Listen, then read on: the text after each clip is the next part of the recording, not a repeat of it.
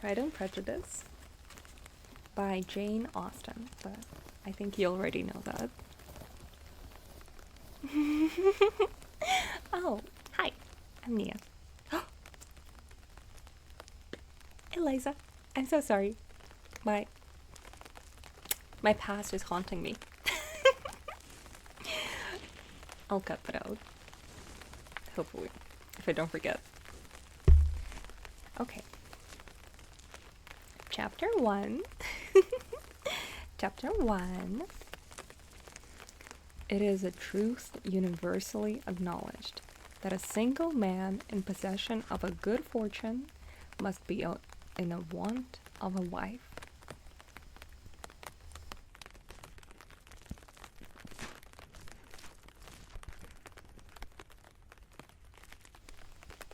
However, little known, the feelings or views of such a man may be on his first entering a neighborhood. Men?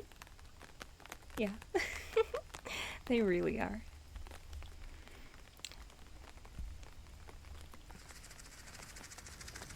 This truth is so well fixed in the minds of the surrounding families that he is considered as a rightful property of someone or other of their daughters.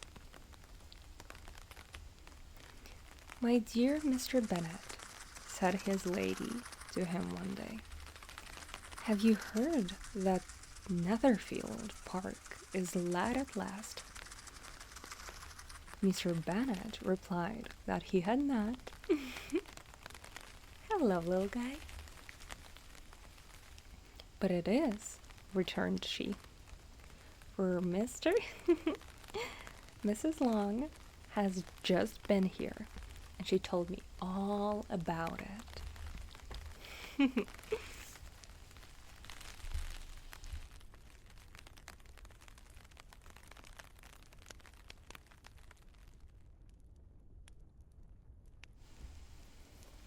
Mr. Bennet made no answer.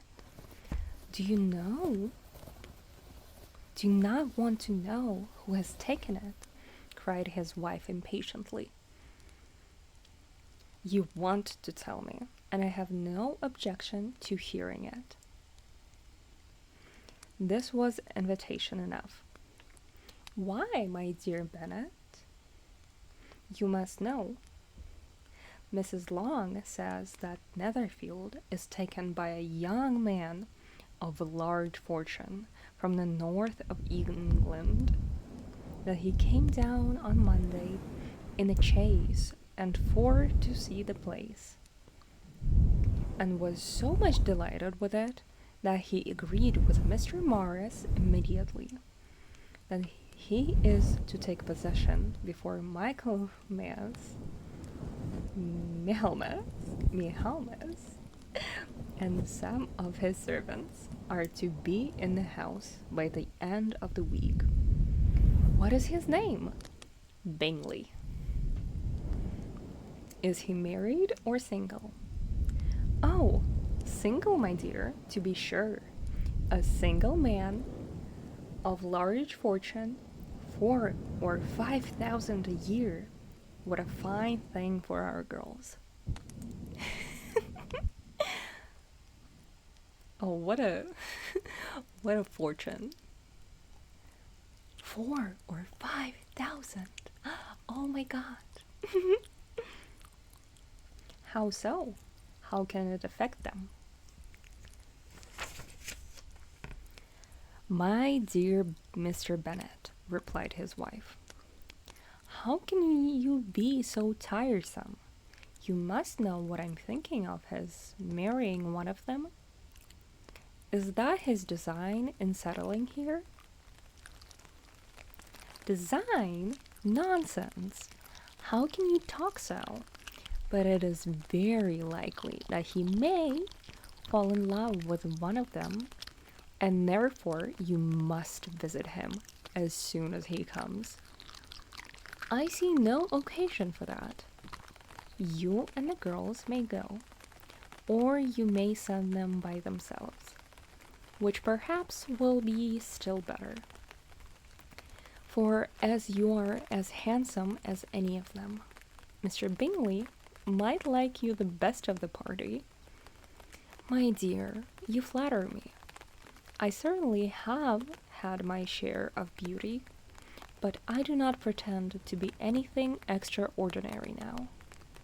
When a woman has 5 grown-up daughters, she ought to give over thinking of her own beauty. In such cases, a woman has not often much beauty to think of. But, my dear, you must indeed go and see Mr. Bingley when he comes into the neighborhood. It is more than I engage for, I assure you. But consider your daughters. Only think what an establishment it would be for one of them. Sir William and Lady Lucas are determined to go, merely on that account, for in general, they visit no newcomers. Indeed, you must go, for it will be impossible for us to visit him if you do not. They are so polite with each other. It's even, it's cute. I like it. You are over scrupulous.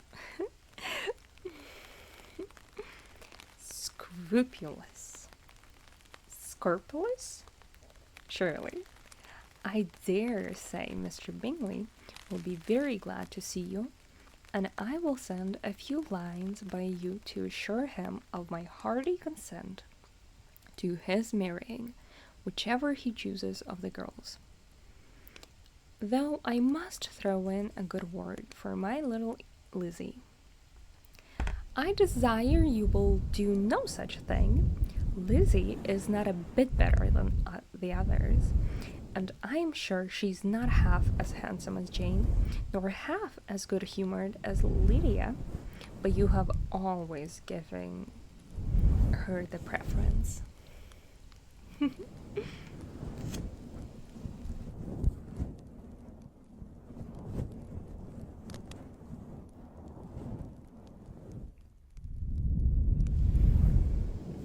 They have none of them much to recommend them, replied he. They are all silly, ignorant, like other girls. But Lizzie, she has something more of weakness than her sisters. Mr. Bennet, how can you abuse your own children in such a way? You take delight in vexing me. You have no compassion on my poor nerves. You mistake me, my dear. I have a high respect for your nerves. They are my old friends. I have heard you mention them with consideration these 20 years at last.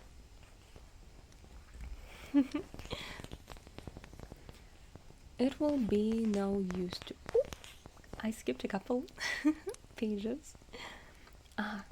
You do not know what I suffer, but I hope you will get over it and live to see many young men of 4,000 a year come into the neighborhood. It will be no use to us if 20 such should come, since you will not visit them. Depend upon it, my dear, that when they are 20, I will visit them all.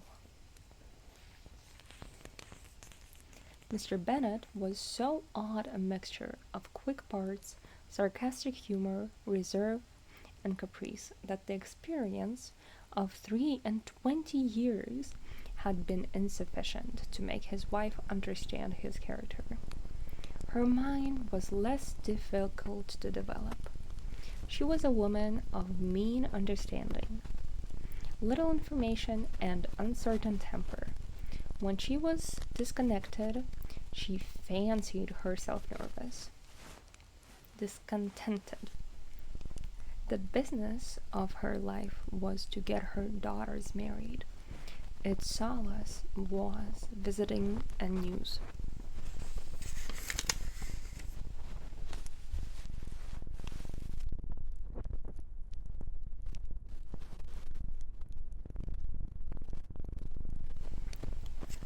Chapter 2. Mr. Bennet was among the earliest of those who waited on Mr. Bingley. He had always intended to visit him, though to the last always assuring his wife that he should not go. Until the evening after the visit was paid, she had no knowledge of it. It was then disclosed in the following manner. Observing his second daughter employed in trimming a hat, he suddenly addressed her with, "I hope Mr. Bingley will like it, Lizzie." "We are not in a way to know what Mr. Bingley likes," said her mother resentfully, "since we are not to visit." "But you forget, mamma," said Elizabeth, "that we shall meet him at the assemblies, and that Mrs. Long has promised to introduce him." "I do not believe Mrs. Long will do any such thing. She has 2 nieces of her own. She's a selfish, hypocritical woman, and I have no opinion of her." "No more have I," said Mr. Bennet, "and I am glad to find that you do not depend on her serving you." Mr. Bennet deigned not to make any reply, but unable to contain herself, began scolding one of her daughters. "Don't keep coughing so, Kitty, for heaven's sake. Have a little compassion on my nerves. You tear them to pieces." "Kitty has no discretion in her coughs," said her father. "She times them ill." "I do not cough for my own amusement," replied Kitty fretfully. "When is your next ball going to be, Lizzie?" "Tomorrow fortnight." Fortnight mentioned. I'm so sorry. "Aye, so it is," cried her mother, "and Mrs. Long does not come back till the day before, so it will be impossible for her to introduce him, for she will not know him herself. Then, my dear, you may have the advantage of your friend and introduce Mr. Bingley to her." "Impossible, Mr. Bennet, impossible. When am I not acquainted with him myself? How can you be so teasing?" They are so cute. I don't know. Like the fighting is adorable.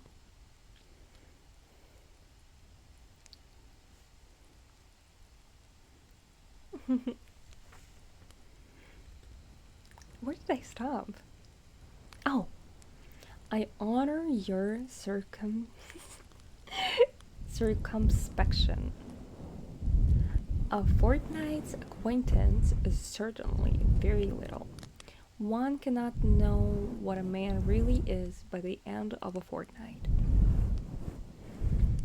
How come I said fortnight so many times and none of you made any jokes?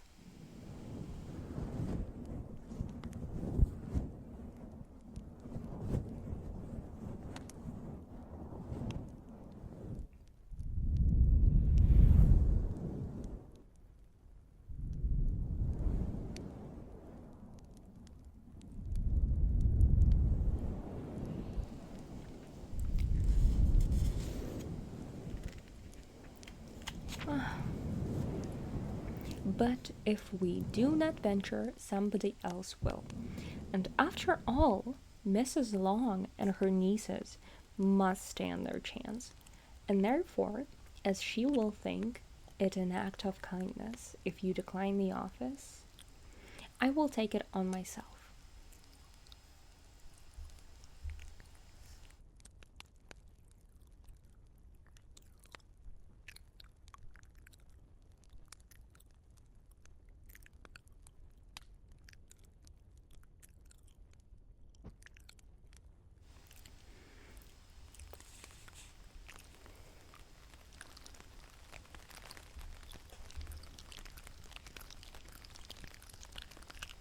The girls stared at their father.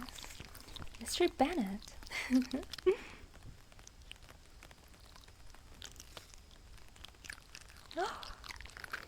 Maybe. But I have only been reading it for... This is page 6. It's only been like 15 minutes. No way everyone is asleep already.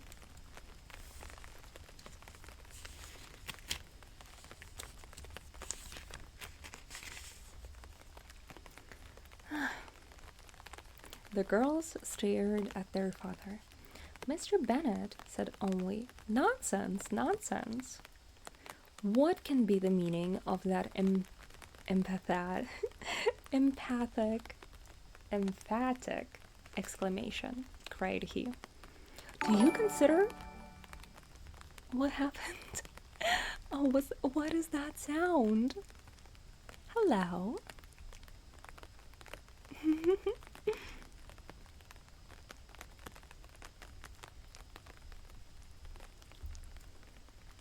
I think it's my alert box. I need to turn it off.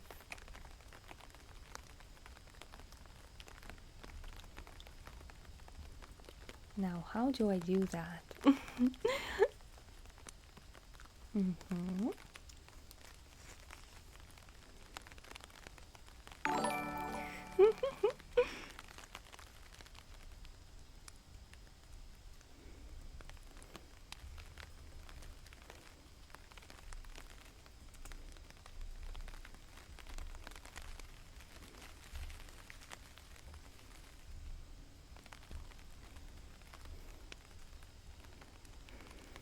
Oh my god. There we go. I think.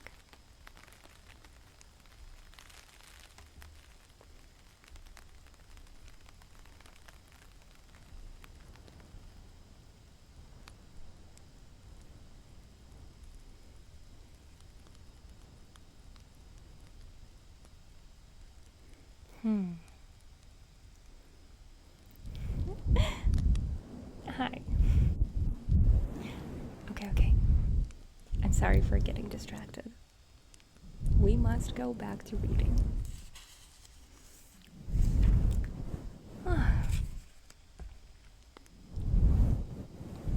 Cried he. Do you consider the forms of introduction and the stress that is laid on them as nonsense?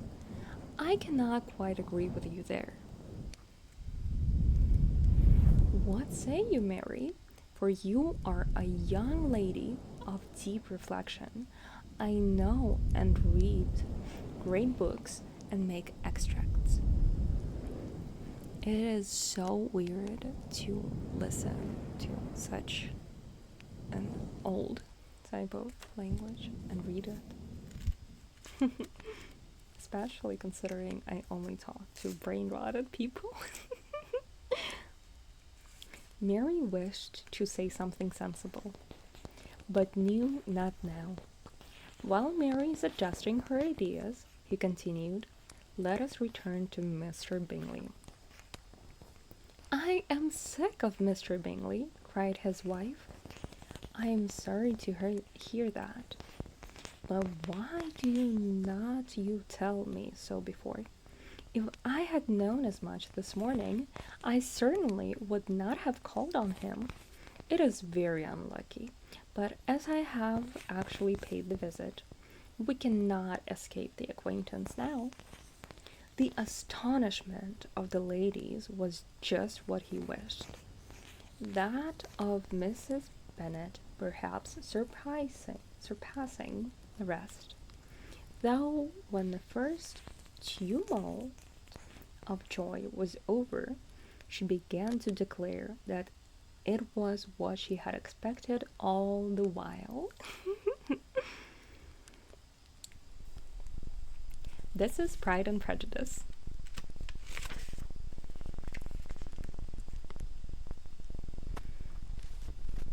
How good it was in you, my dear Bennet, but I knew I should persuade you at last. I was sure you loved your girls too well to neglect such an acquaintance. Well, how pleased I am, and it is such a good joke too, that you should have gone this morning and never said a word about it till now.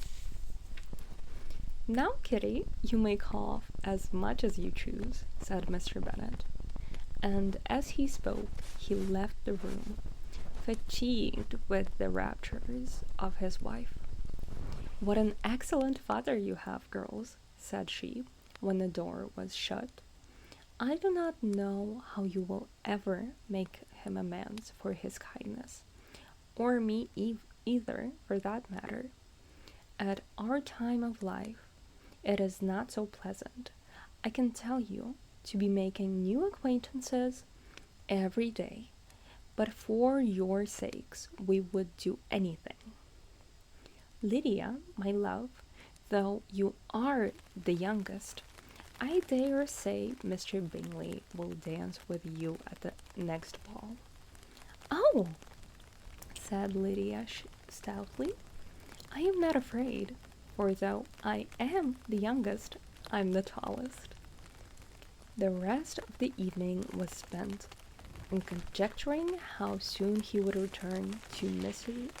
Bennet's visit, and determining when they should ask him to dinner. Chapter 3.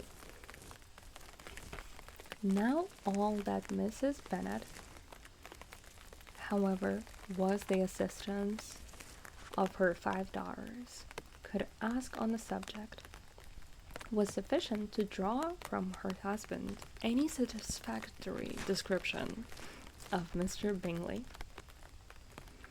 They attacked him in various ways, with barefaced questions, ingenuous suppositions, and distant surmises.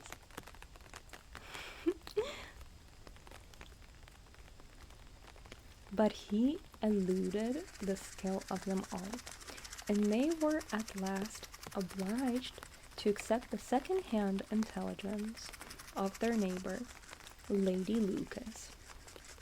Her report was highly favourable. Sir William had been delighted with him.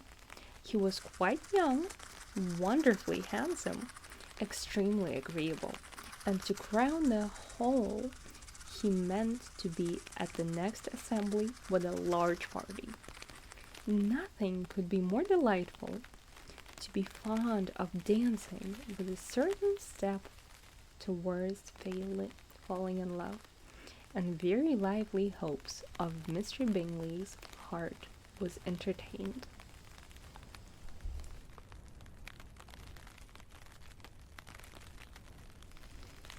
If I can but see one of my daughters happily settled at Netherfield, said Mrs. Bennet to her husband, and all the others equally well married, I shall have nothing to wish for. In a few days, Mr. Bingley returned Mr. Bennet's visit, and sat about 10 minutes with him in his library. He had entertained hopes of being admitted to a sight of the young ladies, of whose beauty he had heard much, but he saw only the father. The ladies were somewhat more fortunate, for they had the advantage of ascertaining from an upper window that he wore a blue coat and rode a black horse. An invitation to dinner was soon afterwards dispatched, and already had Mrs. Bennet planned the courses that were to do credit to her housekeeping. When an answer arrived which deferred it all, Mr. Bingley was obliged to be in town the following day, and consequently unable to accept the honor of their invitation, etc. evening. Mrs. Bennet was quite disconcerted. She could not imagine what business he could have in town so soon after his arrival to Hertfordshire, and she began to fear that he might be always flying about from one place to another, and never settled at Netherfield as he ought to be. Lady Lucas quieted her fears a little by starting the idea of his being gone to London only to get a large party for the ball. And a report soon followed that Mr. Bingley was to bring 12 ladies and 7 gentlemen with him to the assembly. The girls grieved over such a number of ladies, but were comforted the day before the ball by hearing that instead of 12, he had brought only 6 with him from London, his 5 sisters and a cousin. Well, we all know that at the time that being a cousin didn't really stop you.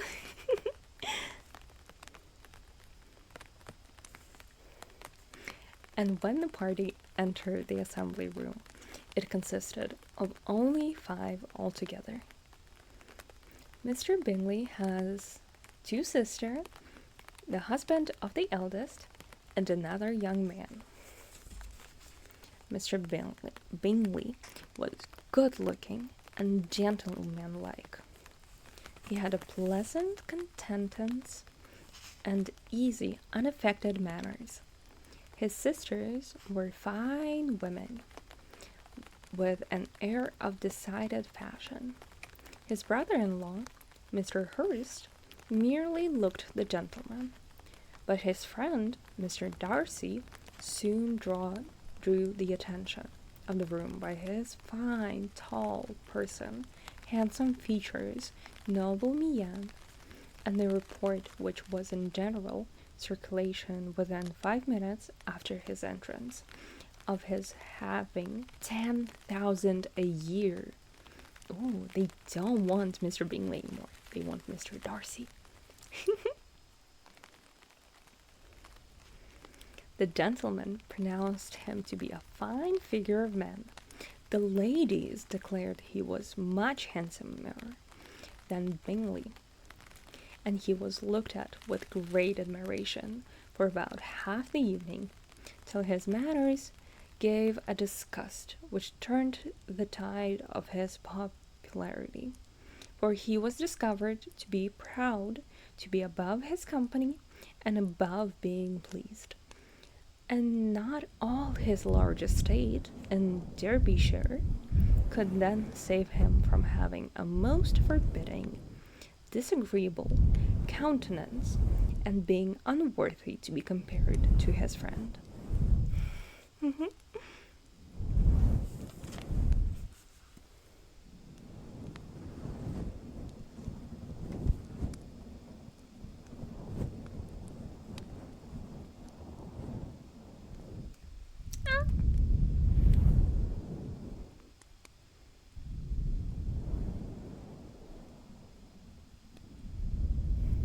There we go.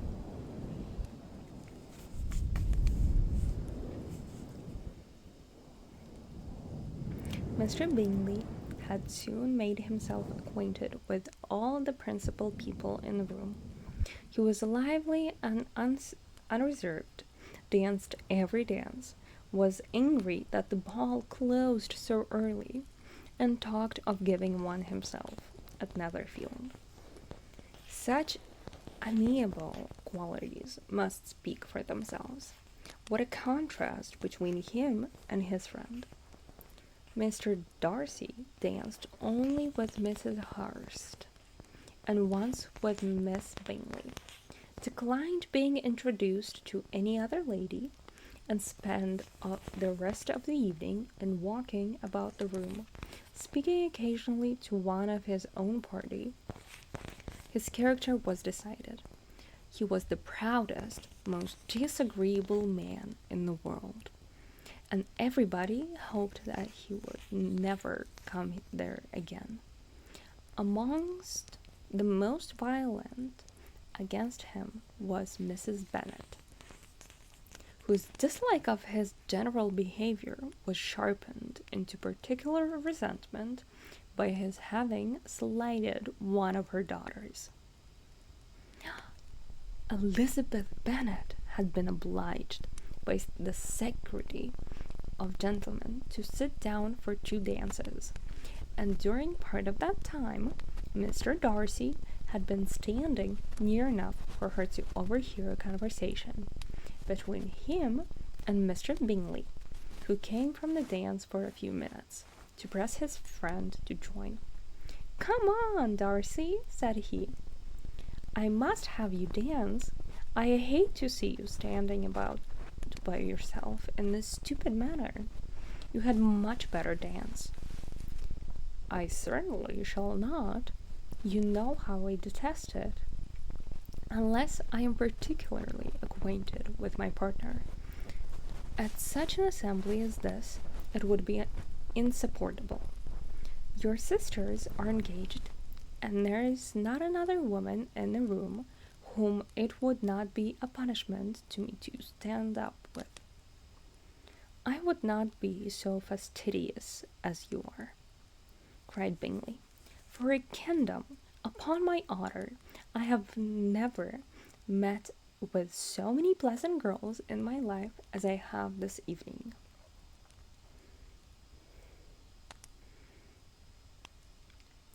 "And there are several of them, you see, uncommonly pretty." "The man from the south. Hello." "You are dancing with the only handsome girl in the room," said Mr. Darcy, looking at the eldest Miss Bennet. "Oh, she is the most beautiful creature I have ever beheld. But there is one of her sisters sitting down just behind you who is very pretty, and I dare say very agreeable. Do let me ask my partner to introduce you." "Which do you mean?" And turning around, he looked for a moment at Elizabeth, till catching her eyes, he withdrew his own and coldly said, "She is tolerable, but not handsome enough to tempt me, and I am in no humor at present to give consequence to young ladies who are slighted by other men. You had better return to your partner and enjoy her smiles, for you are wasting your time with me."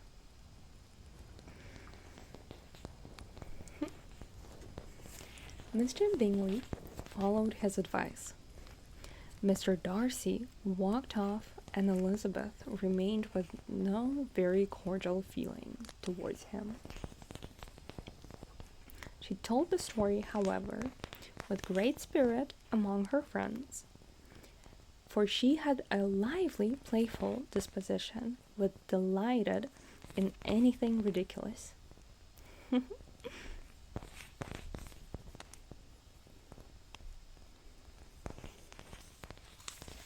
The evening altogether passed off pleasantly to the whole family.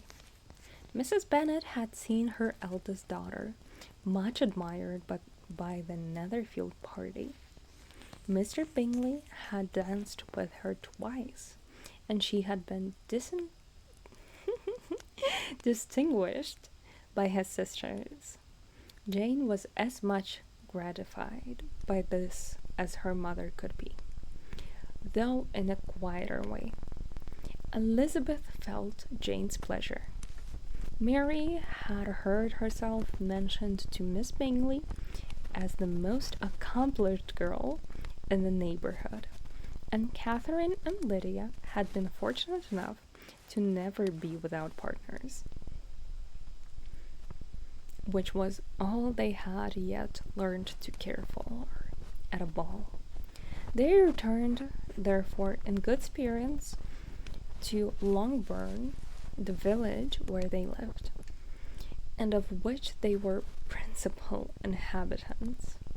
They found Mr. Bennet still up with a book. He was regardless of time, and on the present occasion he had a good deal of curiosity as to the event of an evening which had raised such splendid expectations.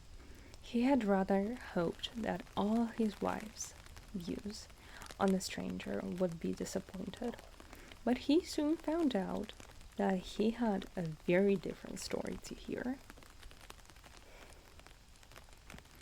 "Oh, my dear Mr. Bennet," as she entered the room, "we have a most delightful evening, a most excellent ball, and I wish you had been there.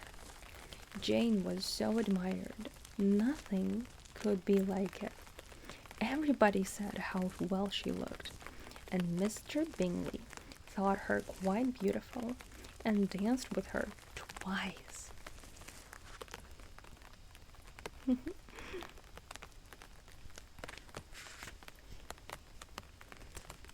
Only think of that, my dear.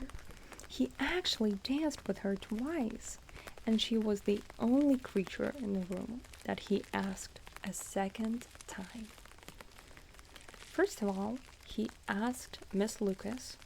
I was so vexed to see him stand up with her, but however, he did not admire her at all. Indeed, nobody can, And he seemed quite struck with Jane as she was going down the dance. So he inquired who she was and got introduced and asked her for the two next. Then the two third, he danced with Miss King, and the two fourth with Maria Lucas, and the two fifth with Jane again, and the two sixth with Lizzie, and the Bowlanger. "If he had any compassion for me," cried her husband impatiently, "he would not have danced half so much. For God's sake, say no more of his partners. Oh, that he had sprained his ankle in the first dance.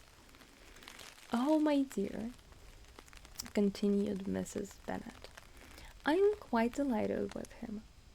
He is so excessively handsome, and his sisters are charming women. I never in my life saw anything more elegant than their dresses. I dare say the lace upon Mrs. Hurst's gown—" Here she was interrupted again. Mr. Bennet protested again any description of finery. She was therefore obliged to seek another branch of the subject, and related with much bitterness of spirit and some exaggeration the shocking rudeness of Mr. Darcy. "But I can assure you," she added, "that Lizzie does not lose much by not suiting his fancy, for he is at most disagreeable, horrid man, not at all worth pleasing, so high and so conceited that there was no enduring him.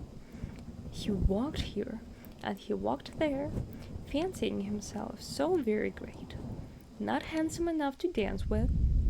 I wish you had been there, my dear, to have given him one of your set downs. I quite detest the man." Chapter 4. Pride and Prejudice.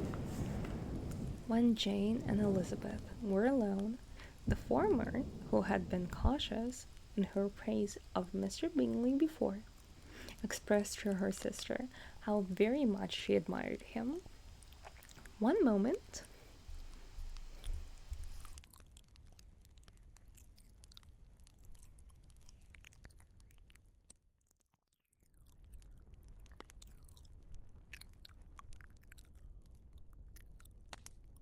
Coffee break.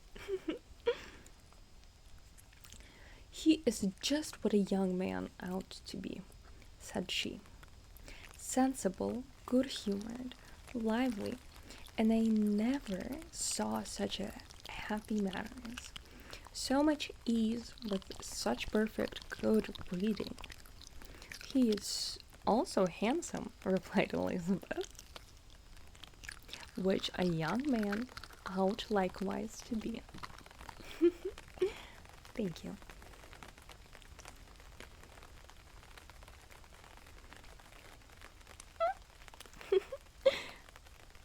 If you possibly can.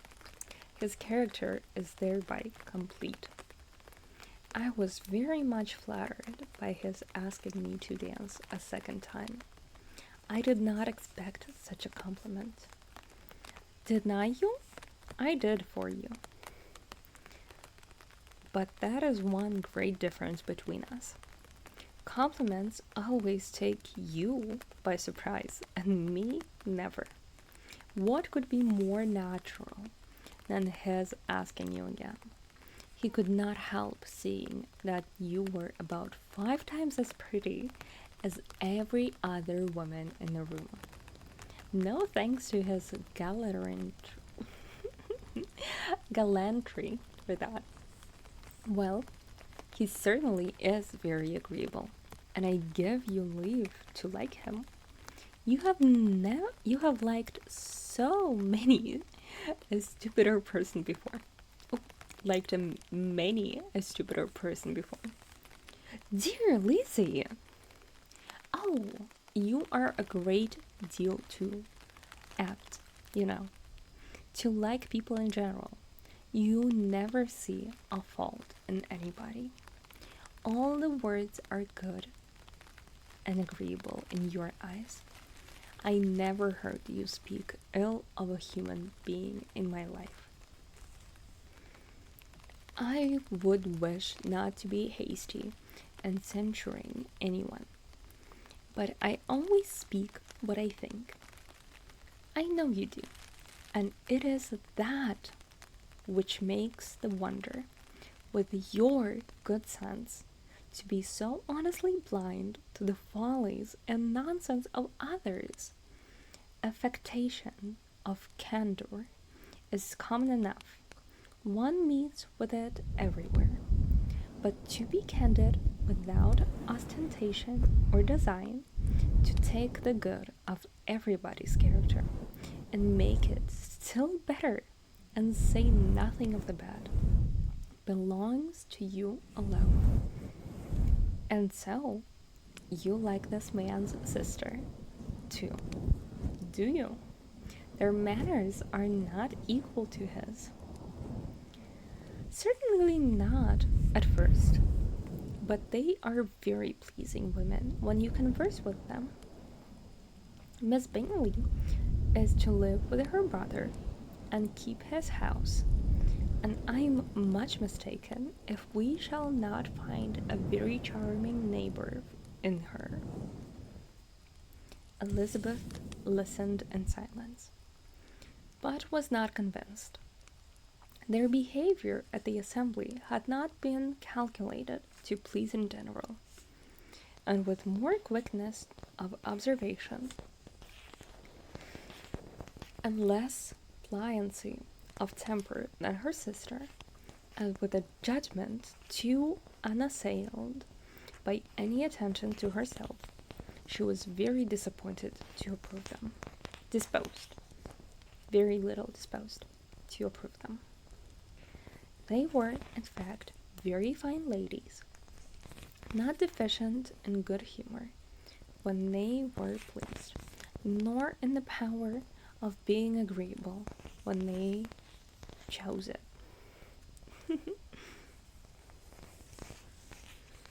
But proud and conceited, they were rather handsome, had been educated in one of the first private seminaries in town, had a fortune of £20,000, were in the habit of spending more than they owed, and of associating with people of rank, and were therefore in every respect entitled to think well of themselves.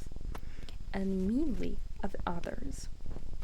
They were a respected family in the north of England, a circumstance more deeply impressed on their memories than that their brother's fortune and their own had been acquired by trade. I'm assuming that's a bad thing.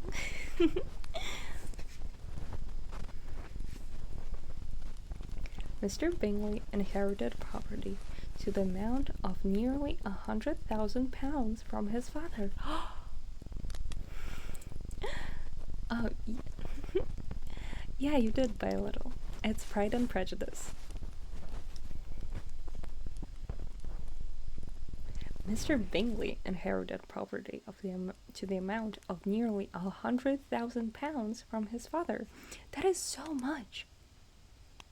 That seems like way too much.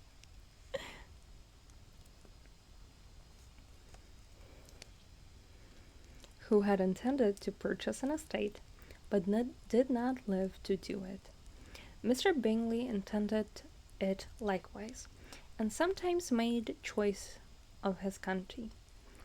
But as he was now provided with a good house and the liberty of a manor, it was doubtful to many of those who best knew the reasons of his temper, whether he might not spend the remainder of his days in Netherfield, and leave the next generation to purchase.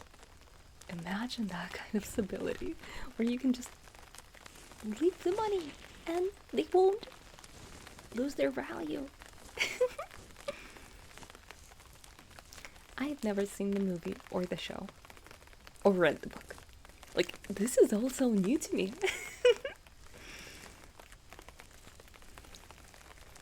His sisters were very anxious for his having an estate of his own, but thought he was now established only as a tenant. Miss Bingley was by no means unwilling to preside at his table, nor was Mrs. Hurst, who had married a man of more fashion than fortune, less disposed to consider his house as her home when it suited her. Hi. Oh, Lita. Hello.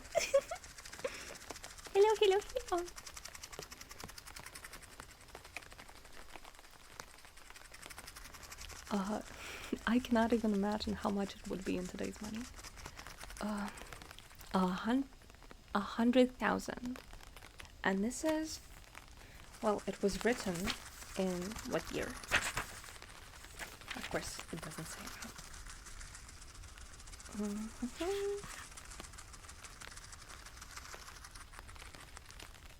I have no idea when this was written.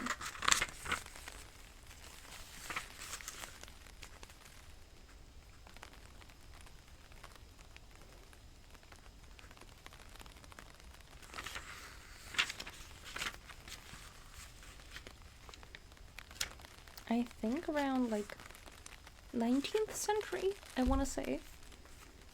It sounds like 19th century language. The book is so pretty too. I'm gonna post it on my Discord and Twitter afterwards. It's so pretty. I like it. We shall keep going.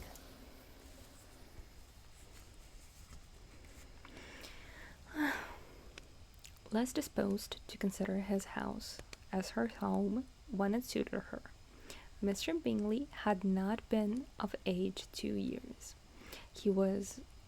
When he was tempted by an accidental recommendation to look at Netherfield House. He did look at it, and into it for half an hour, was pleased with the situation and the principal rooms, satisfied with what the owner said in its praise, and took it immediately. No, it's not 10,000. It's 100,000. So, 10 million?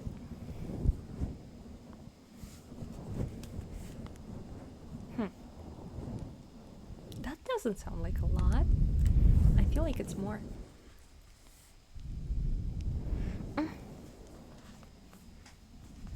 we shall keep going.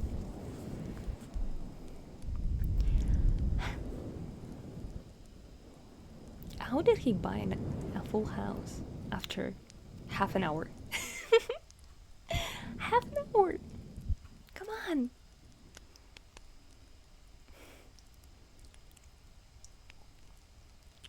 It's okay. You can interrupt. We can discuss the book. It's alright. Between him and Darcy, there was a very steady friendship, in spite of great opposition of character. Probably, yeah.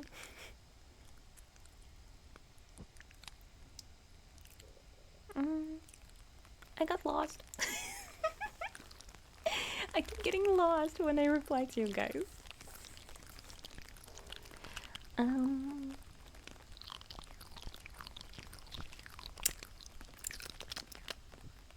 There we go. Bingley was endeared to Darcy by the easiness and openness and ductility of his temper, though no disposition could offer a greater contrast to his own. And though with his own he never appeared dissatisfied. On the strength of Darcy's regard, Bingley had the firmest reliance, and of his judgment the highest opinion. In understanding, Darcy was the superior.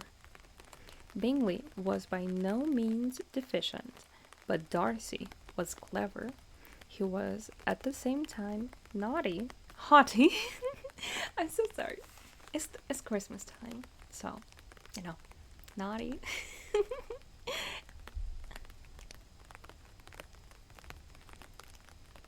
Ooh, I gotta move the chat a little bit.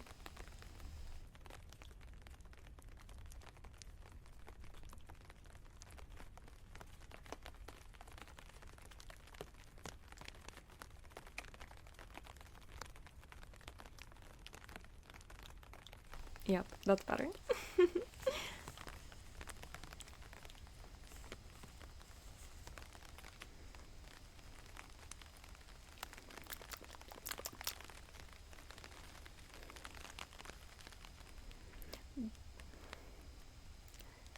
He was at the same time haughty, reserved, and fastidious, and his manners, though well-bred, were not inviting. In that respect, his friend had greatly the advantage. Bingley was sure of being liked.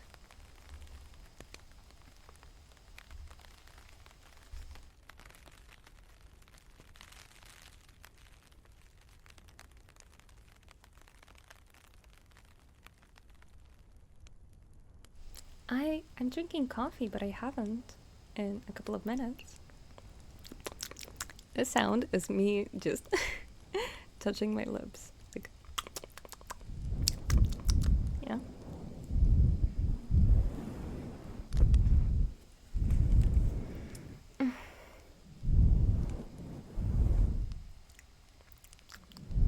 In that respect, his friend had greatly the advantage. Bingley was sure of being liked wherever he appeared. Darcy was continually giving offence. The manner in which they spoke of the Meryton assembly was sufficiently characteristic. Bingley had never met with pleasanter people or prettier girls in his life. Everybody had been most kind and attentive to him. There had been no formality, no stiffness.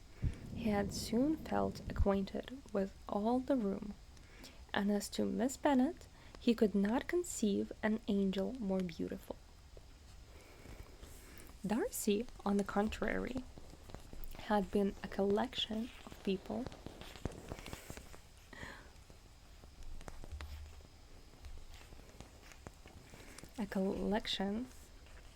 of people in whom there was little beauty and no fashion, for none of whom he had felt the smallest interest.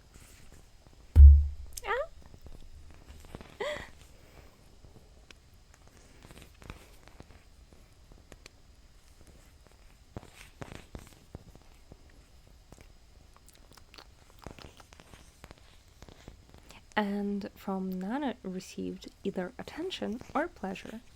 Miss Bennet he acknowledged to be pretty, but she smiled too much. Mrs. Hurst and her sister allowed it to be so, but still they admired her and liked her, and pronounced her to be a sweet girl, and one of whom they should not object to know more of. Miss Bennet was therefore established as a sweet girl, and their brother felt authorized by such commendation to think of her as he chose. I'm gonna go get some water because apparently reading out loud is making my throat really dry. I'll be back in a moment.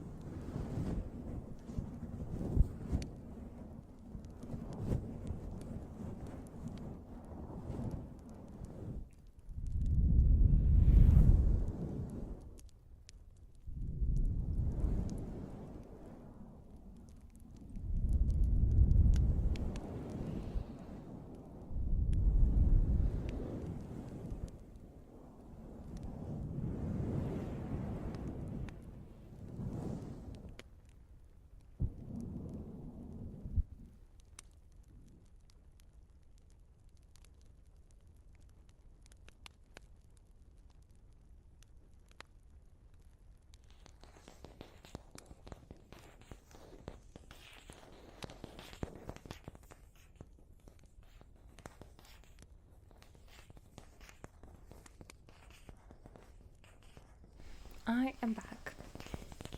And yeah, I do in fact almost not drink water ever. I I got myself more coffee.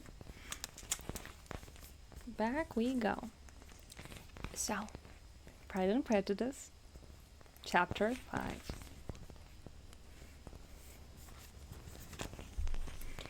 Within a short walk of Longbourn lived a family with whom the Bennets were particularly intimate. Sir William Lucas had been formerly in trade in Meryton, where he had made a tolerable fortune, and risen to the honour of knighthood by an address to the king during his mayoralty. The distinction had perhaps been felt too strongly. It had given him a disgust to his business and his residence in a small market town, and quitting them both, he had removed with his family to a house about a mile from Meryton, denominated from that period Lucas Lodge, where he could think with pleasure of his own importance, and, unshackled by business, occupy himself solely in being civil to all the world. Oh, I am jealous of their lives. They seem so chill.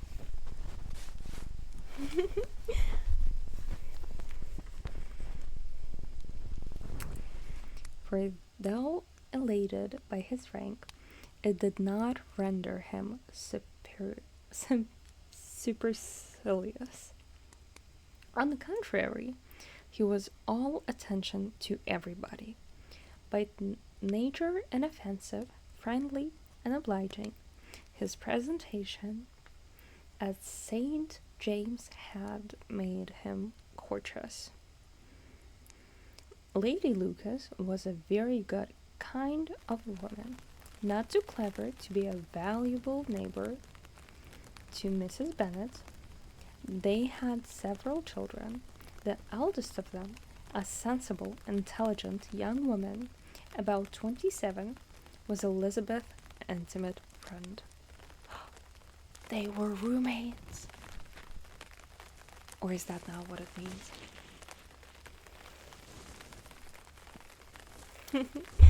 Yeah, that's so true.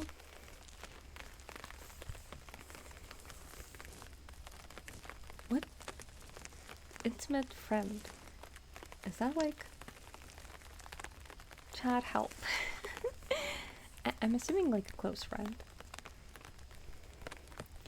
That the Miss Lucases and the Miss Bennets should meet to talk over a ball was absolutely necessary, and the morning after the assembly brought the former to Longbourn to hear and to communicate. You began the evening well, Charlotte, said Mrs. Bennet with civil self-command to Miss Lucas. You were Mr. Bingley's first choice. Yes, but he seemed to like his second better. Oh, you mean Jane? I suppose. But he danced with her twice. To be sure, that did seem as if he admired her. Indeed, I rather believe he did. I heard something about it, but I hardly know what. Something about Robinson. Perhaps you mean what I overheard between him and Mr. Robinson? Did not I mention it to you?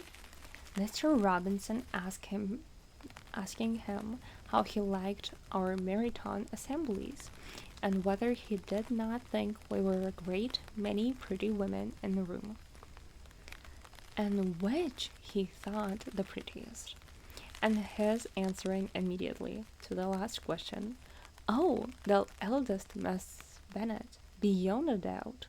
There cannot be two options on that point." Upon my word! Well, that was very decided indeed.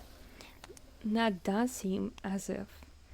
But However, it may all come to nothing, you know. My overhearings were more to the purpose than yours, Eliza. I'm in the book. I'm in the book, said Sherlock. Mr. Darcy is not too well worth listening to as his friend, is he? Poor Eliza. For me, to be only just tolerable. I beg you would not put it into Lizzie's head to be vexed by his ill treatment. Hi, Mad Dog. For he is such a disgraceful man that it would be quite a misfortune to be liked by him. Mrs. Long told me last night that he sat close to her for half an hour without once opening his lips. Are you quite sure, ma'am? Is not there a little mistake? Said Jane. I certainly saw Mr. Darcy speaking to her.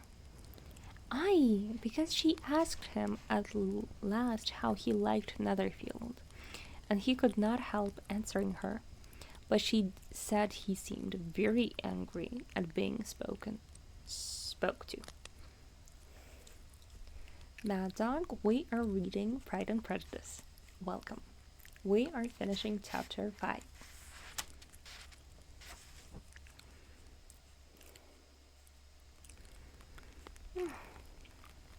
Miss Bingley told me, said Jane, that he never speaks much unless among his intimate acquaintance. With them, he is remarkably agreeable.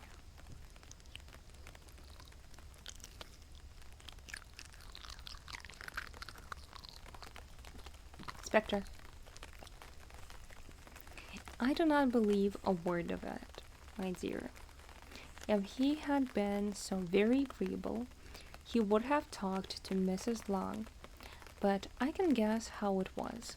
Everybody says that he is eat up with pride, and I dare say he had heard somehow that Mrs. Long does not keep a carriage, and had come to the ball in a hack chaise. I do not mind his not talking to Mrs. Long, said Miss Lucas, but I wished he had danced with Eliza. I can't dance. Don't dance with me. Another time, Lizzie, said her mother. I would not dance with him if I were you.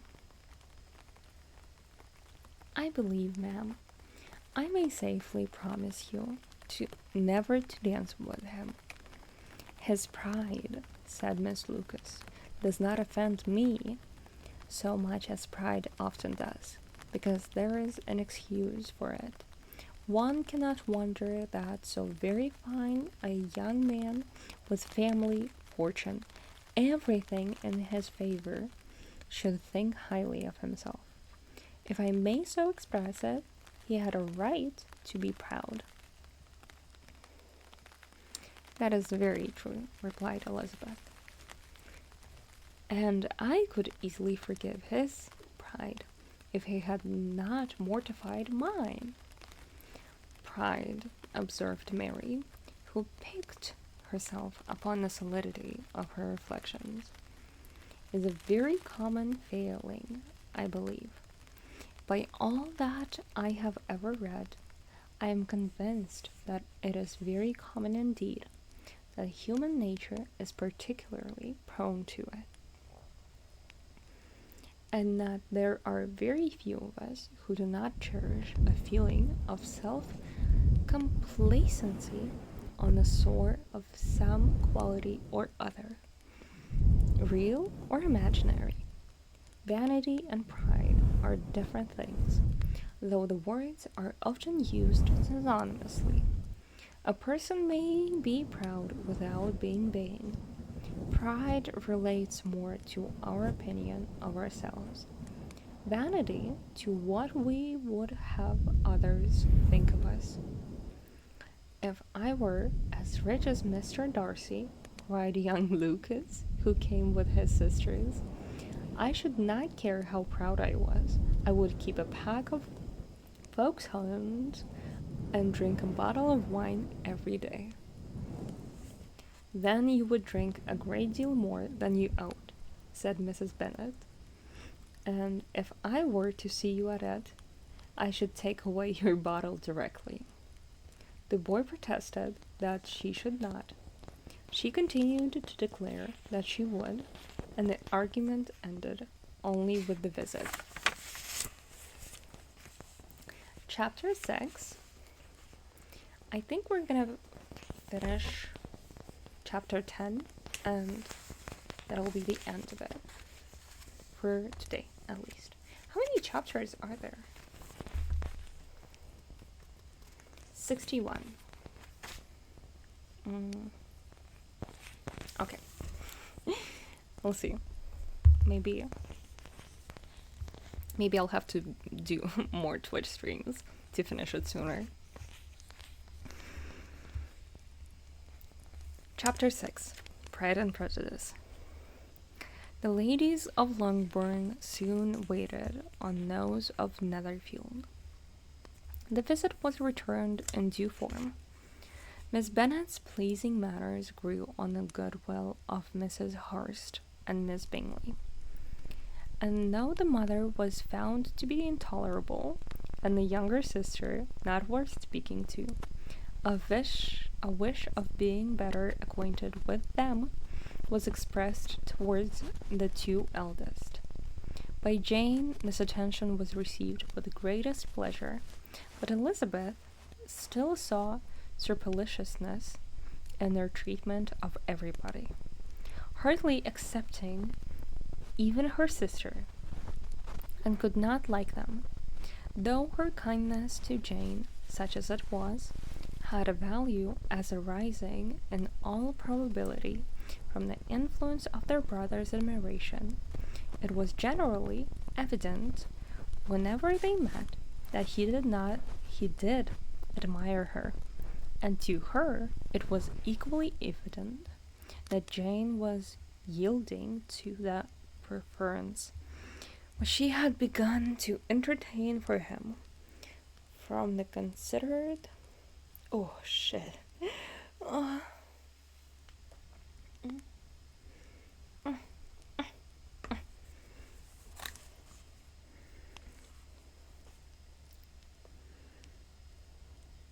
Where was I?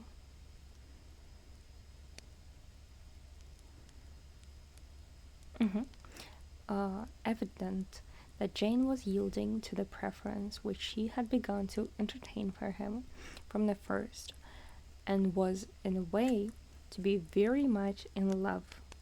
But she considered with pleasure it was not likely to be discovered by the world in general, since Jane united with great strength of feeling, a composure of temper, and a uniform cheerfulness of manner which would guard her from the suspicions of the impertinent.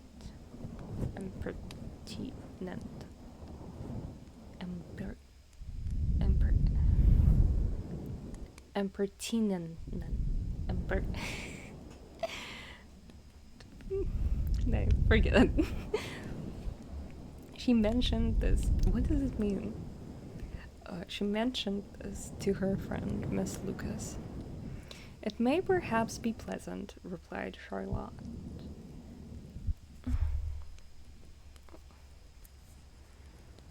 To be able to impose on the public in such a case, but it is sometimes a disadvantage to be so very guarded.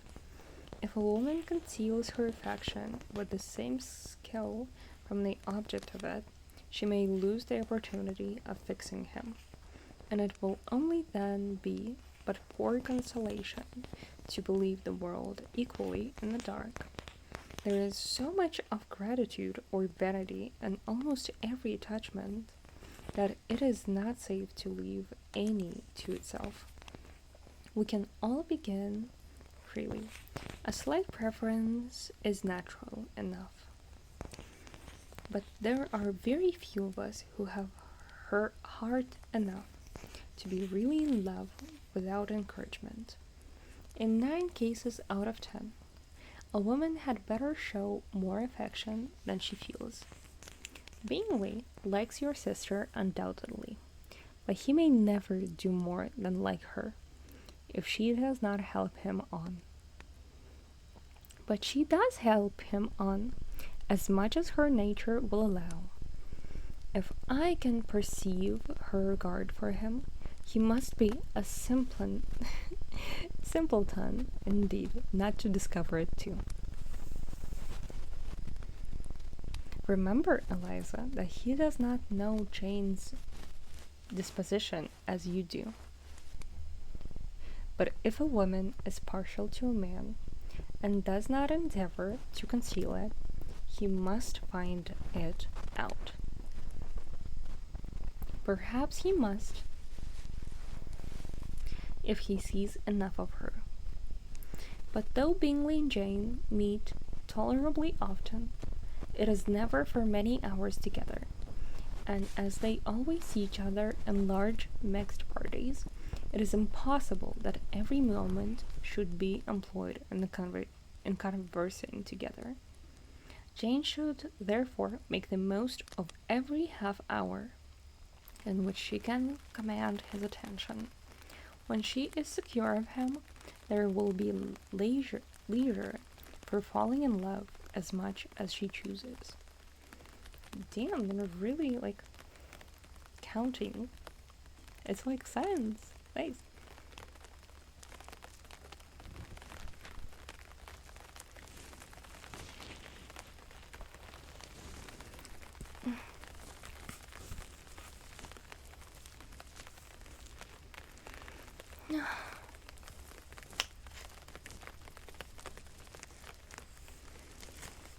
Your plan is a good one, replied Elizabeth, where nothing is in question but the desire of being well married.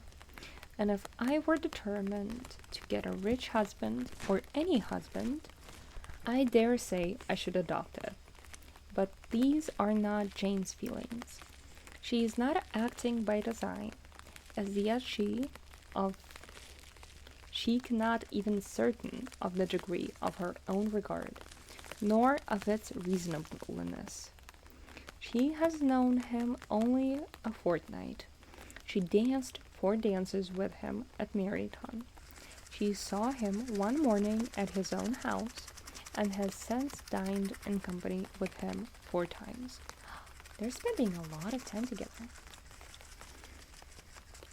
I think I heard something about Darcy being one of the main love interests, but I wonder for who. Elizabeth?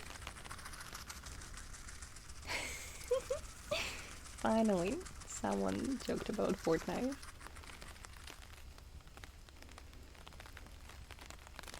This is not quite enough to make her understand his character. Not as you represented. Had she merely dined with him, she might only have discovered whether he had a good appetite. But you must remember that 4 evenings have been also spent together, and 4 evenings may do a great deal. Yes, these 4 evenings have enabled them to ascertain that they both like Vegeton? Is that wine? Hi, mind Rowan. We're reading Pride and Prejudice. Better than commerce. I'm assuming that's wine. Yes, I actually have a second one. But with the respect to any other leading characteristics, I do not imagine that much has been unfolded.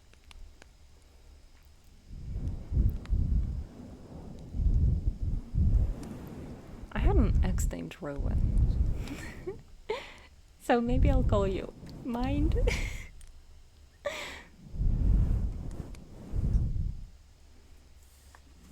It was a long time ago, though. Like 6 years ago. He was insane.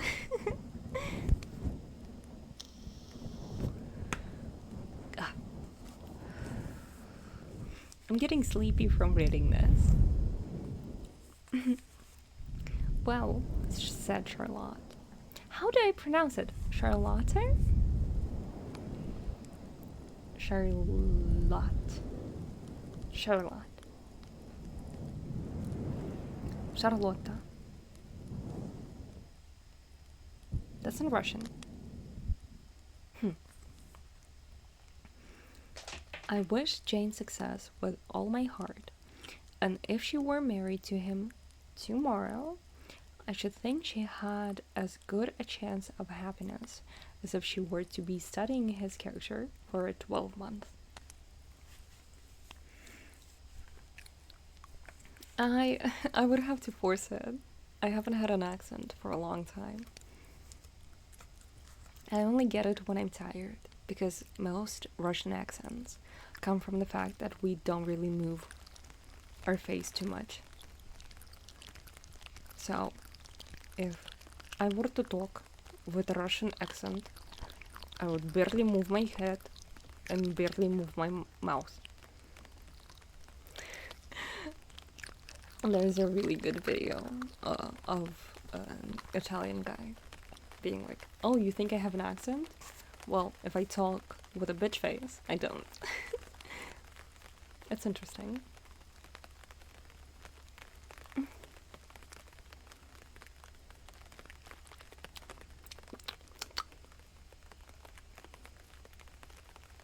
I should think she had as good a chance of happiness as if she were to be studying his character for 12 months. Happiness in marriage is entirely a matter of chance. If the dispositions of the parties are ever so well known to each other, or even so ever so similar beforehand, it does not advance their felicity in the least. They always continue to grow sufficiently unlike afterwards to have their share of vexation, and it is better to know as little as possible of the defects of the person with whom you are to pass your life. You make me laugh, Charlotte, but it is not sound. You know, it is not sound that, and that you would never act in this way yourself. Occupied in observing Mr. Bingley's attention to her sister, Elizabeth was far from suspecting that she was herself becoming an object of some interest in the eyes of his friend. There we go! Yeah. This is about Mr. Darcy and Elizabeth. I'm the main character. Mr. Darcy had at first scarcely allowed her to be pretty. He had looked at her without admiration at the ball, and when they next met, he looked at her only to criticize. But no sooner had he made it clear to himself and his friend that she had hardly a good feature in her face than he began to find it was rendered uncommonly intelligent by the beautiful expressions of her dark eyes. To this discovery succeeded some other equally mortifying, though he had detected with a critical eye more than one failure of perfect symmetry in her form. He was forced to acknowledge her figure to be light and pleasing, and in spite of his assertion that her manners were not those of the fashionable world, he was caught by their easy playfulness. Of this she was perfectly unaware. To her, he was only the man who made himself agreeable nowhere, and who had not thought her handsome enough to dance with. Poor Elizabeth. He began to wish to know more of her, and as a step towards conversing with her himself, attended to her conversation with others. His doing so drew her notice. It was at Sir William's Lucas, where a large party were assembled. "What does Mr. Darcy mean?" said Charlotte, by listening to my conversation with Colonel Forster. "That is a question which Mr. Darcy only can answer. But if he does it any more, I shall certainly let him know that I see that he is about. He is a very satirical eye, and if I do not begin by being impertinent myself, I shall soon grow afraid of him." On his approaching them soon afterwards, though without seeming to have any intention of speaking, Miss Lucas defied her friends to mention such a subject to him, which immediately provoking Elizabeth to do it, she turned to him and said, "Did not you think, Mr. Darcy, that I expressed myself uncommonly well just now, when I was teasing Colonel Forster to give us a ball at Meryton?" With great energy, but it is a subject which always makes a lady energetic. "You are severe on us. It will be her turn soon to be teased," said Miss Lucas. "I am going to open the instrument, Eliza, and you know what follows. You are a very strange creature by way of a friend, always wanting me to play and sing before anybody and everybody. If my vanity had taken a musical form, it would have been invaluable. But as it is, I would really rather not sit down before those who must be in the habit of hearing the best performers. Oh, Miss Lucas, persevering, however, she added, "Very well, if it must be so, it must." And gravely glancing at Mr. Darcy, "There is a fine old saying, which everybody here is of course familiar with: keep your breath to cool your porridge, and I shall keep mine to swell my songs." Her performance was pleasing, though by no means capital. After a song or two, and before she could reply to the entreaties of several that she would sing again, she was eagerly succeeded at the instrument by her sister Mary,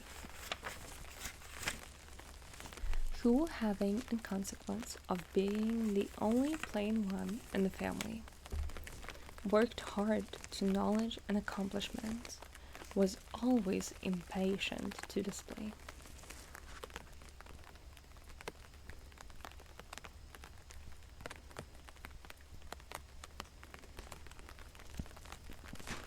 Mary had neither genius nor taste, and no vanity had given her application.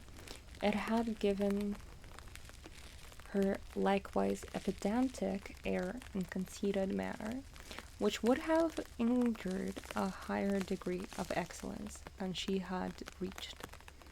Elizabeth, easy and unaffected, had been listening to with much more pleasure, though not playing half so well.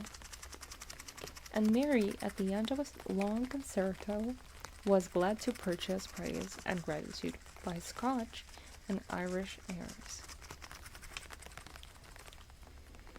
At the request of her younger sister, who with some of the Lucases and the 2 or 3 officers joined eagerly in dancing at one end of the room, Mr. Darcy stood near them in silent indignation, in such a mode of passing the evening to the exclusion of all conversation. It was too much engrossed by his own thoughts to perceive that Sir William Lucas was his neighbour, till Sir William thus began. "What a charming amusement for young people this is! Mr. Darcy, there is nothing like dancing after all. I consider it as one of the first refinements of polished societies. Certainly, sir, and it has the advantage also of being in vogue amongst the less polished societies of the world. Every savage can dance. Sir William only smiled. Your friend performs delightfully, he continued after a pause on seeing Bingley join the group. And I doubt not that you are an adept in the science yourself, Mr. Darcy. You saw me dance at Meryton, I believe, sir. Yes, indeed, and received no inconsiderable pleasure from the sight. Do you often dance at St. James? Never, sir. Do you not think it would be a proper compliment to the place? It is a compliment which I never pay to any place if I can avoid it. He is so not like other girls. Oh my god. He's so different. You have a house in town, I conclude. Mr. Darcy bowed. I had some thoughts of fixing in town myself, for I am fond of superior society, but I did not feel quite certain that the air of London would agree with Lady Lucas. What a cute way of saying she wouldn't like it. He paused in the hopes of an answer, but his companion was not disposed to make any, and Elizabeth, at the instant moving towards them, he was struck with the notion of doing a very gallant thing, and called out to her, My dear Miss Eliza, why are you not dancing? Mr. Darcy, you must allow me to present this young lady to you as a very desirable partner. You cannot refuse to dance, I am sure, when so much beauty is before you. And taking her hand, he would have given it to Mr. Darcy, who, though extremely surprised, was not unwilling to take it, when she instantly drew back, and said with some discomposure to Sir Williams, Indeed, sir, I have not the least intention of dancing. I entreat you not to suppose that I moved this way in order to beg for a partner. Mr. Darcy, with grave propriety, requested to be allowed the honour of her hand, but in vain. Elizabeth was determined, nor did Sir William at all shake her purpose by his attempt at persuasion. You excel so much in the dance, Miss Eliza, that it is cruel to deny me the happiness of seeing you. And though this gentleman dislikes the amusement in general, he can have no objection, I am sure, to oblige us for 1/2 hour. Mr. Darcy is all politeness, said Elizabeth, smiling. He is, indeed, but considering the inducement, my dear Eliza, we cannot wonder at his complaisance. For who would object to such a partner? Object. Elizabeth looked archy, and turned away. Her assistants had not inquired her with the gentleman that was thinking of her with some complacency, when now accosted by Miss Bingley. I can guess the subject of your revere. You should imagine not. You are considering how insupportable it would be to pass many evenings in this manner, in such society. And indeed, I am quite of your opinion. I was never more annoyed. The insipidity. Hi, I'm good. Insipidity. Reading Pride and Prejudice.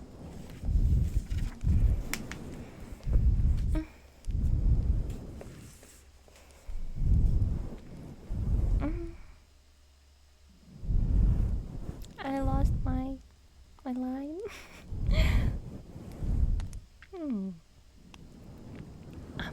The insipidity and yet the noise, the nothingness and yet the self-importance of all these people. What would I give to hear your structures on them? Your conjecture is totally wrong, I assure you. My mind was more agreeably engaged. I have been meditating on the very great pleasure which a pair of fine eyes and the face of a pretty woman can bestow. Miss Bingley immediately fixed her eyes on his face, and desired he would tell her what lady had the credit of inspiring such reflection. Mr. Darcy replied with great intrepidity, Miss Elizabeth Bennet. Miss Elizabeth Bennet, replied Miss Bingley. I am all astonishment. How long has she been such a favourite? And pray when am I to wish you joy? That is exactly the question which I expected you to ask. A lady's imagination is very rapid. It jumps from admiration to love, from love to matrimony in a moment. I knew you would be wishing me joy. Nay, if you are so serious about it, I shall consider the matter as absolutely settled. You will have a charming mother-in-law, indeed, and of course she will always be at Pemberley with you. He listened to her with perfect indifference, while she chose to entertain herself in this manner, and as his composure convinced her that all was safe, he wit flowed long. That was chapter 6. We're going to take a little break from reading. Okay. I get a little bit confused on who's talking to who, because it's in English and it's like the old version of English, but I like it so far. What do you guys think?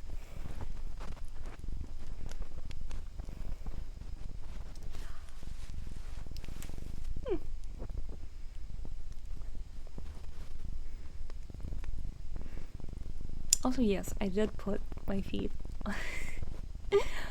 You're lost? What are you lost on? Do you want me to explain? I can.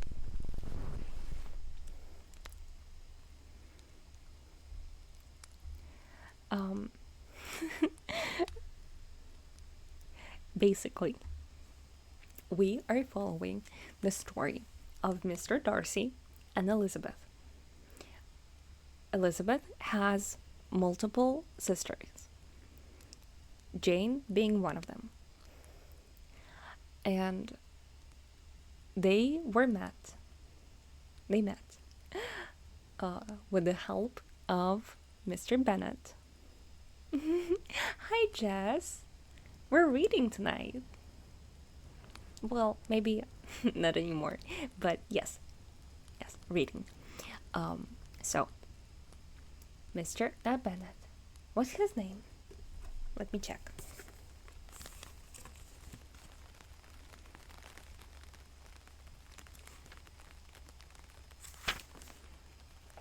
Bingley's, I think. Mr. Bingley's, like the Playboy. Oh, thank you. Mr. Bingley's likes Jane. So they and Jane hang out, and since Elizabeth is Jane's sister, she also hangs out. And since Mr. Darcy is the other dude's friend, they also hang out. So they know each other. And Mr. Darcy is a bitch. So he's rude and no one likes him. But then he starts liking Elizabeth. And we will be following the story of Elizabeth and Darcy's love. Hopefully. I think. Because I don't really like any of the other characters. Except for Elizabeth's father. He's funny. But yeah. Did I explain it well enough for you to understand? They do use big words. I can't fix it.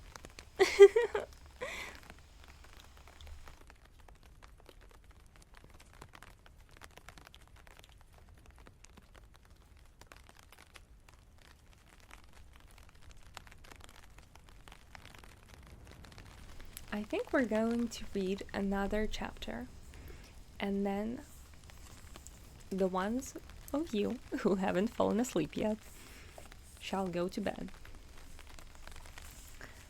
I know, Raspin. I'm growing your little brains.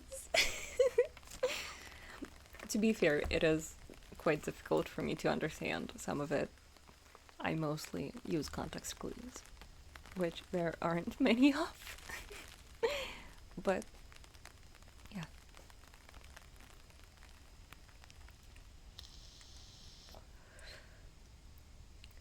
All right, let's grow your minds for another little chapter. Chapter 7. Jane Austen, Pride and Prejudice, Chapter 7. Mr. Bennet's property consisted almost entirely in an estate of 2,000 a year, which unfortunately for his daughters was entailed in default of theirs of heirs male on a distant relation, and their mother's fortune, though ample for her situation in life, could not but ill supply the deficiency of his. Her father had been an attorney at Meryton, and had left her £4,000, which we figured out is not a lot. Wait, no. That's about $500,000. She had a sister married to a Mr. Phillips, who had been a clerk to their father.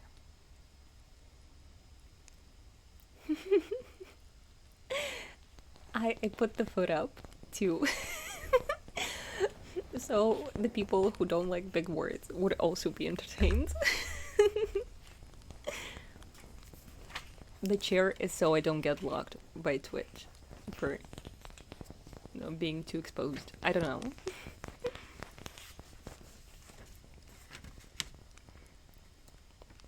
I shall keep going. She had a sister married to a Mr. Phillips, who had been a clerk to their father, and succeeded him in the business, and a brother settled in London in a respectable line of trade. The village in Longbourn was only 1 mile from Meryton, a most convenient distance, for the young ladies were usually tempted, whether 3 or 4 times a week, to pay their duty to their aunt and to a milliner's shop just over the way. The 2 youngest of the family, Catherine and Lydia, were particularly frequent in these attentions. Their minds were more vacant than their sisters', and when nothing better offered, a walk to Meryton was never necessary to amuse their morning hours and furnish conversation for the evening. And however bare of the news the country in general might be, they always contrived to learn some from their aunt. If you guys hear any weird long words that I pronounce wrong, please let me know and tell me the meaning. Because if I can't say it, I probably don't know the meaning, and I would like an explanation. I am fluent in English, but it is still my second language, and it's hard.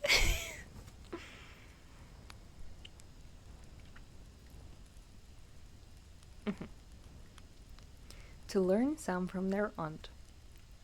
At present, indeed, they were well supplied both with news and happiness by the recent arrival of a military regiment in the neighborhood.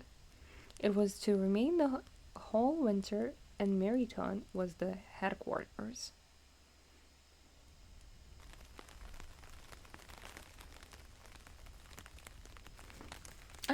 like the way it's written.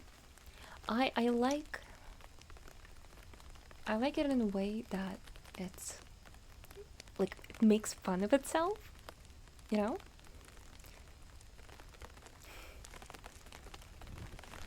I don't like Godfather. It insists upon itself. What do you mean it insists upon itself? It insists upon itself. Their visits to Mrs. Phillips were now productive of the most interesting intelligence. Every day added something to their knowledge of the officer's name and connections. Their lodgings were not long a secret, and at length they began to know the officers themselves. Mr. Phillips visited them all, and this opened to his nieces a source of felicity unknown before. They could talk of nothing but officers.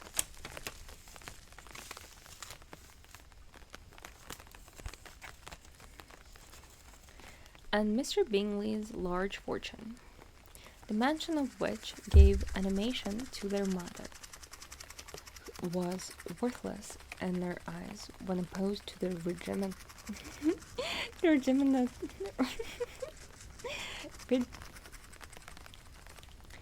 regimental of an ensign. After listening one morning to their effusions on this subject, Mr. Bennet coolly observed, "From all that I can collect by your manner of talking, you must be two of the silliest girls in the country. I have suspected it some time, but I am now convinced." Catherine was disconcerted and made no answer, but Lydia, with perfect indifference, continued to express her admiration for Captain Carter, and her hope of seeing him in the course of the day, as he was going the next morning to London. "I am astonished, my dear," said Mrs. Bennet, "that you should be so ready to think your own children silly. If I wished to think so lightly of anybody's children, it should not be my own, however. If my children are silly, I must hope to always be sensible of it.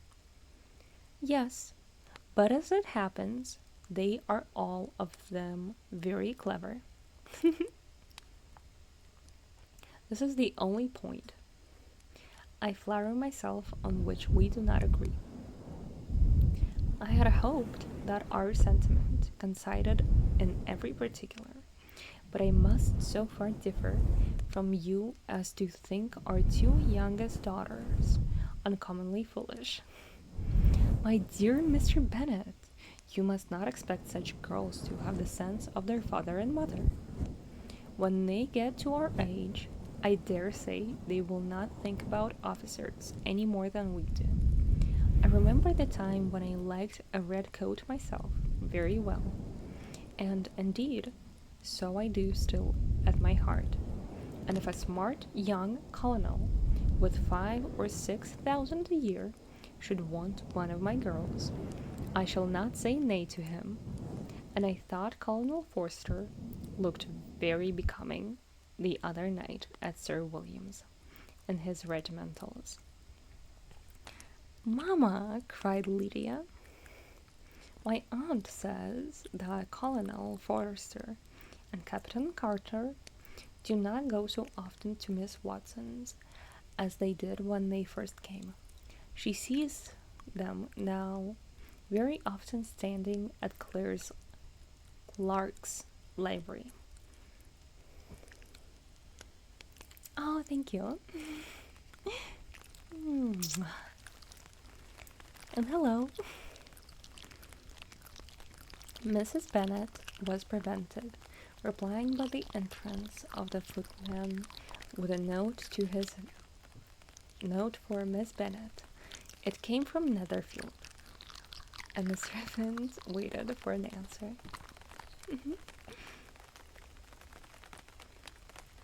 Mrs. Bennet's eyes sparkled with pleasure, and she was eagerly calling out while her daughter read.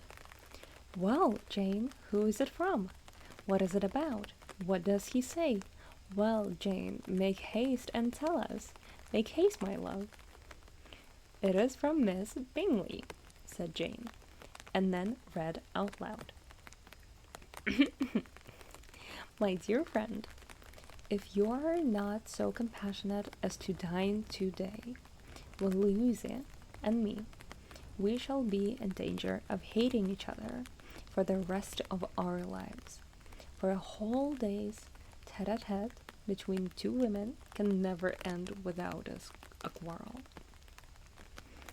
Come as soon as you can on the receipt of this. My brother and the gentleman are to dine with the officers. Yours ever, Caroline Bingley." "With the officers!" cried Lydia.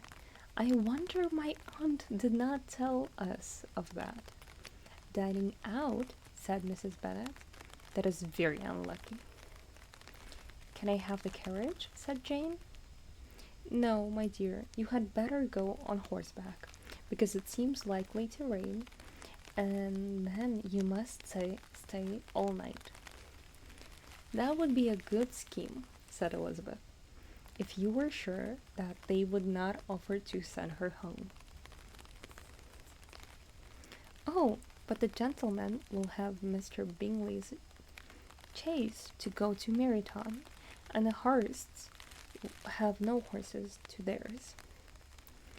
"I had much rather go in the coach." "But, my dear, your father cannot spare the horses." "I am sure. They are wanted in the farm. Mr. Bennet, are they not?" "They are wanted in the farm much oftener than I can get them." "But if you have got them today," said Elizabeth, "my mother's purpose will be answered." She did at last extort from her father an acknowledgment that the horses were engaged. Jane was therefore obliged to go on horseback, and her mother attended her to the door, with many cheerful prognostics of a bad day. Her hopes were answered. Jane had not been gone long before it rained hard. Her sisters were uneasy for her, but her mother was delighted. Her mother is such a scheming little lady.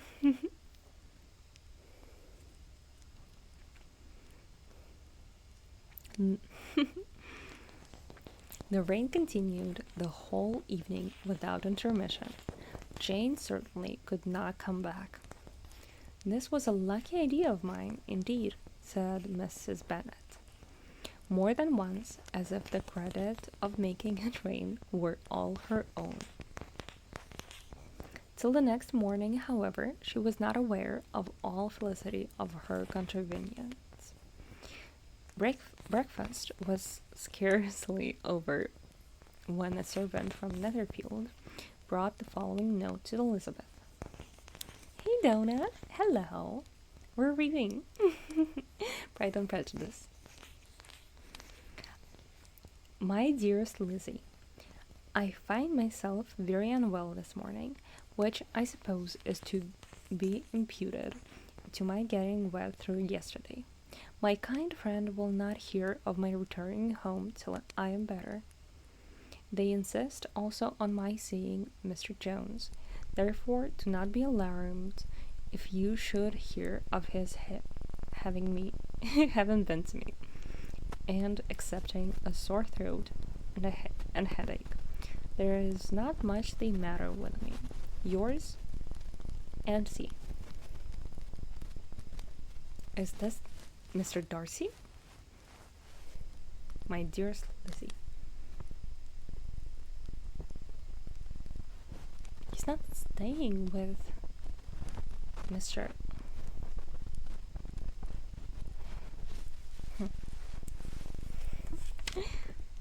Okay.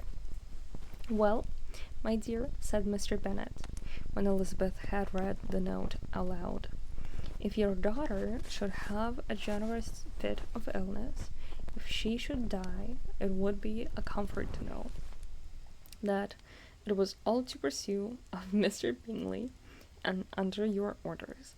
Ah, is her daughter. Okay, I think. I'm getting confused by the book. Oh, I am not at all afraid of her dying. People do not die of little drifting colds.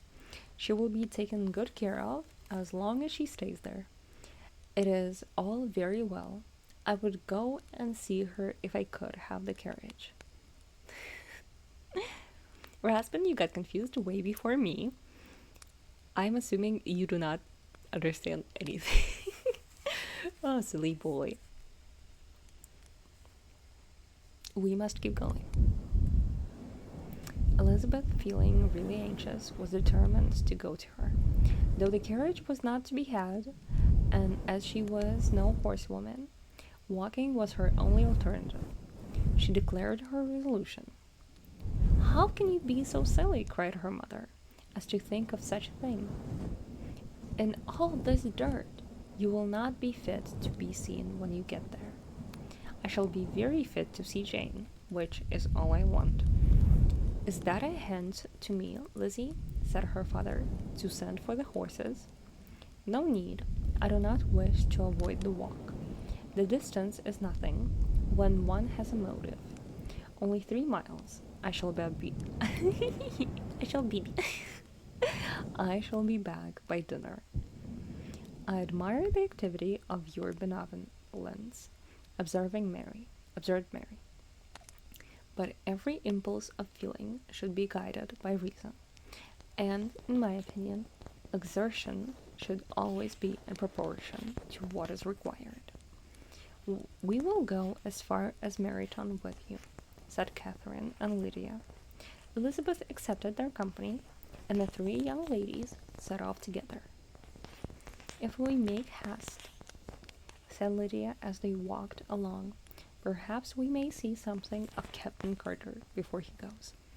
They did not want to support their sister, they just wanted to see their boyfriends.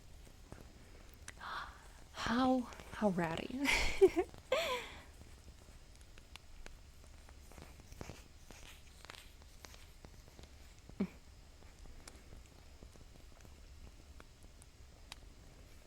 I lost the part where I was. Oh, there we go. In Meryton they parted.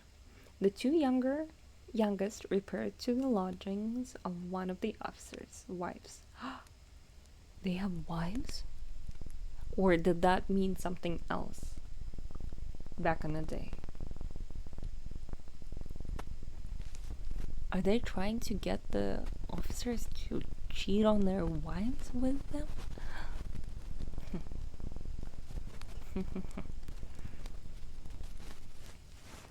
And Elizabeth continued her walk alone, crossing field after field at a quick pace, jumping over stilies and springing over puddles, with impatient activity, and finding herself at last within view of the house, with very weary ankles, dirty stockings, and a face glowing with the warmth of exercise. She was shown into the breakfast parlour, where all but Jane were assembled, and where her appearance created a great deal of surprise.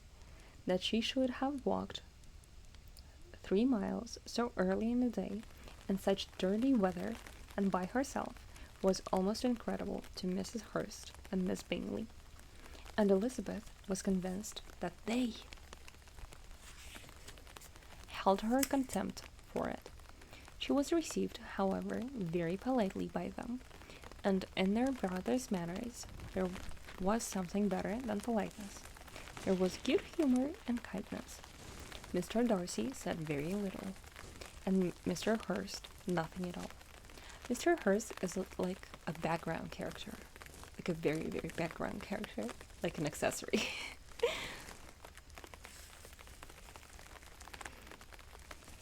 The former was divided between admiration of the brilliancy which exercise had given to her complexion, and doubt as to the occasions justifying her coming so far alone.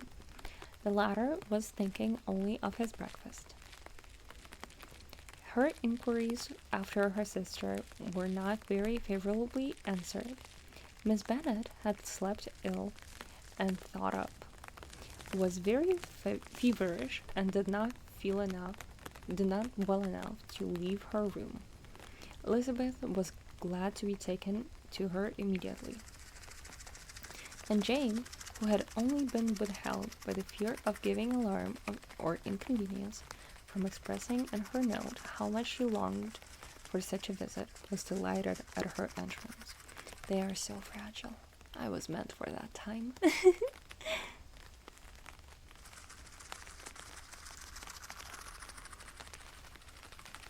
She was not equal, however, to much conversation, and when Miss Bingley left them together, could attempt little beside expressions of gratitude for the extraordinary kindness she was treated with. Elizabeth silently attended her. When breakfast was over, they were joined by the sisters, and Elizabeth began to like them herself, when she saw how much affection and solicitude they showed to Jane. The apothecary came, and having examined his patient, had said, as might be supposed, that she had caught a violent cold, and that they must endeavour to get the better of it. I advised her to return to bed, and promised her some draughts. The advice was followed readily, for the feverish symptoms increased, and her head ached acutely. Elizabeth did not quit her room for a moment, nor were the other ladies often absent. The gentlemen being out, they had in fact nothing to do elsewhere. When the clock struck 3, Elizabeth felt that she must go, and very unwillingly said so. Miss Bingley offered her the carriage, and she only wanted a little pressing to accept it. When Jane testified such concern in parting with her, that Miss Bingley was obliged to convert the offer of the chaise to an invitation to remain at Netherfield for the present. Elizabeth most thankfully consented, and a servant was dispatched to Longbourn to acquaint the family with her stay, and bring back a supply of clothes. That was chapter 7, and on that chapter we shall finish our reading of the book.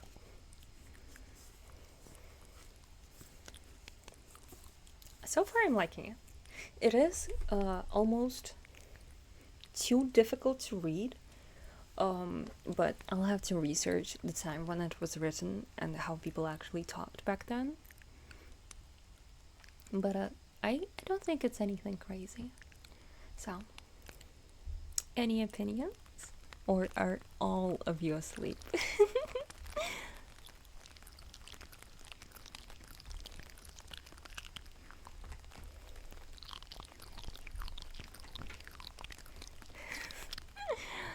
Or Aspen?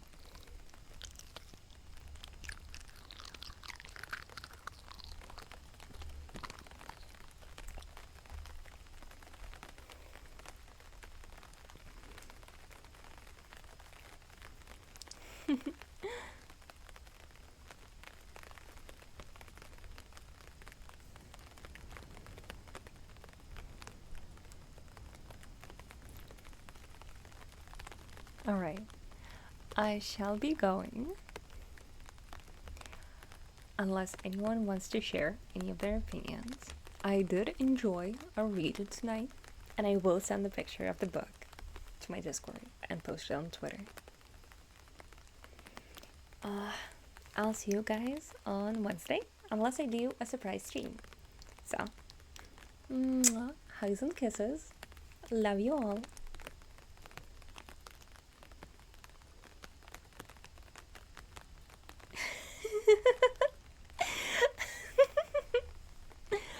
I was purposefully using a very calm voice. I mean, it is ASMR, isn't it? I'm glad you liked it. Bratty Cthulhu. Hugs and kisses. I think I'll start streaming on Twitch a bit more often because I do enjoy reading, and if this is something you guys enjoy, and considering by the amount of viewers I have, you do, I'll continue on. We'll keep reading this, and then I'll start sorting through my pile of books in English. See ya!